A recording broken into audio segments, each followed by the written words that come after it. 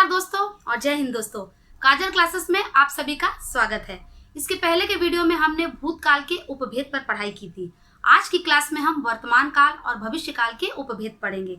तो दोस्तों मेरे वीडियो को अंत तक जरूर देखिएगा। वीडियो पसंद आने पर अपने दोस्तों के साथ, अपने मित्रों के साथ शेयर करिएगा। तो चलिए आज की क्लास शुरू करते हैं। वर्तमान काल किसे कहते हैं? क्रिया के जिस रूप से चल रहे समय का पता चले उसे वर्तमान काल कहते हैं। क्रिया के जिस रूप से चल रहे समय, जो समय चल रहा है उसका पता चले उसे हम वर्तमान काल या इंग्लिश में हम प्रेजेंट टेंस कहते हैं। मतलब काम प्रेजेंट में हो रहा है। जैसे मान लीजिए राजू गाता है, मोहन पढ़ रहा है। राजू गाने का काम कर रहा है और मोहन पढ़ रहा है। ये सभी काम प्रेजेंट में हो रहा है। इसे ही हम वर्तमान काल कहते हैं। तो चलिए अब हम वर्तमान काल के उपभेद पढ़ते हैं। वर्तमान काल के 3 उपभेद होते हैं: सामान्य वर्तमान काल, अपूर्ण वर्तमान काल और संदिग्ध वर्तमान काल। तो चलिए इन तीनों का परिभाषा एक एक करके पढ़ते हैं। सामान्य वर्तमान काल। सामान्य वर्तमान काल किसे कहते हैं? क्रिया का वह रूप जिससे वर्तमान काल में क्रिया का होना पाया जाए उसे सामान्य वर्तमान काल कहते हैं।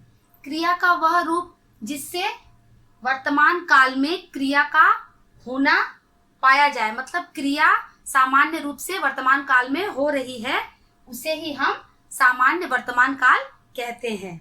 जैसे मान लीजिए वह लड़का पढ़ता है, श्याम सुबह शाम दूध पीता है। वह लड़का क्या करता है? पढ़ता है। वह लड़का सामान्य रूप से वर्तमान काल में क्या कर रहा है? प्रेजेंट में पढ़ने का काम कर रहा है।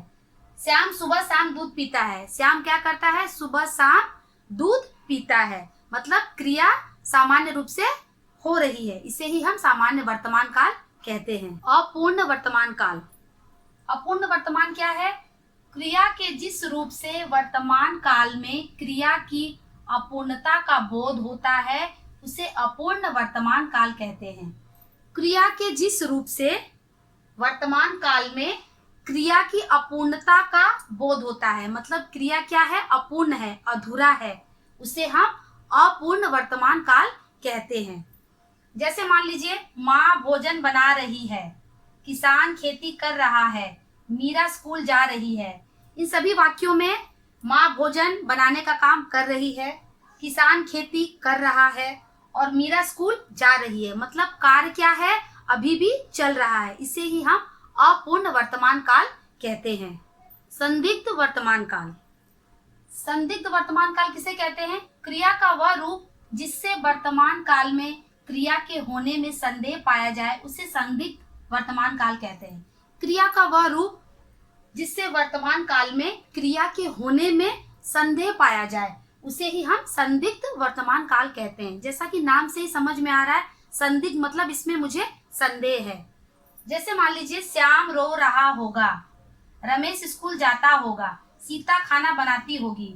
ये सब काम हो रहा है कि नहीं मुझे नहीं पता, लेकिन शायद श्याम रो रहा होगा, रमेश स्कूल जाता होगा, सीता खाना बनाती होगी। ठीक है, इसमें मुझे क्या है? संदेह है। इसलिए इसे क्या कहेंगे? संदिग्ध वर्तमान काल इसे कहते हैं। भविष्य काल किसे कहते हैं? क्रिया के जिस रूप से आगे आने वाले समय का पता चले उसे भविष्य काल कहते हैं। क्रिया के जिस रूप से आगे आने वाले समय का पता चले उसे हम भविष्य काल कहते हैं। जैसे मान लीजिए महेश कल घर जाएगा, राम किताब पढ़ेगा। महेश कल घर जाएगा, ठीक है, कल होगा तो वह घर जाएगा, राम किताब पढ़ेगा। इन वाक्यों से ये पता चल रहा है कि भविष्य में क्रिया संपन्न होने वाली है। इसे ही हम भविष्य काल कहते हैं। अब हम भविष्य काल के उपभेद पढ़ते हैं। भविष्य काल के 2 भेद होते हैं: सामान्य भविष्य काल और संभाव्य भविष्य काल। तो चलिए एक एक करके इनका परिभाषा देखते हैं। सामान्य भविष्य काल। सामान्य भविष्य काल किसे कहते हैं? क्रिया के जिस रूप से भविष्य में होने वाले कार्य के विषय में जानकारी हो अथवा यह व्यक्त हो कि क्रिया सामान्यतः भविष्य में होगी उसे सामान्य भविष्य काल कहते हैं। क्रिया के जिस रूप से भविष्य में होने वाले कार्य, जो कार्य भविष्य में संपन्न होने वाले हैं उसके विषय में हमें कोई भी जानकारी हो अथवा यह व्यक्त हो कि क्रिया सामान्यतः भविष्य में होगी या संपन्न होगी उसे ही हम सामान्य भविष्य काल कहते हैं। जैसे मान लीजिए, रतन कल कोलकाता जाएगा, राधा नाचेगी। रतन कल कोलकाता जाएगा, ठीक है, सामान्यतः यह भविष्य में संपन्न होने वाली है। और राधा नाचेगी, इस सब से हमें यह समझ में आता है कि यहाँ पर सामान्य भविष्य काल हुआ है। संभाव्य भविष्य काल। संभाव्य भविष्य काल किसे कहते हैं? आने वाले समय में किसी क्रिया के होने की संभावना होने पर संभाव्य भविष्य काल होता है। आने वाले समय में किसी भी क्रिया के, किसी काम के होने की अगर संभावना होती है तो उसे ही हम संभाव्य भविष्य काल कहते हैं। जैसे मान लीजिए, शायद कल वर्षा होगी, शायद राम स्कूल जाएगा, हो सकता है कि मैं कल वहां जाऊं। मुझे पता नहीं है, ये सभी काम क्या है? शायद है, मतलब ये हो सकता है, संभाव्य है। शायद कल वर्षा होगी, शायद राम स्कूल जाएगा, हो सकता है कि मैं कल वहां जाऊं।